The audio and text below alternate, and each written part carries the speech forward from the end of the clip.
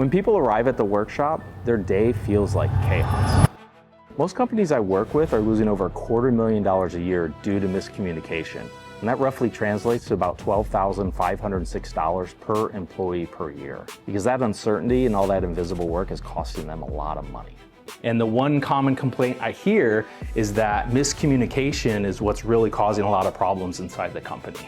It's not clear how the work gets done, it's not clear who's responsible, sometimes it's not clear on how software should be aligned with our process. A lot of business owners are there because they're feeling friction every day in their business. The work just feels harder than it should, and they're not quite sure why. They feel like they're reacting to everything instead of being proactive and getting in front of everything.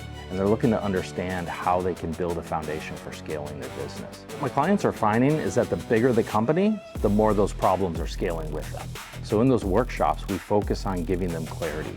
Clarity on how the work flows, clarity on who's doing the work, clarity on who's responsible and how the work gets done. And once you have clarity on that, you can build that foundation for scaling the business.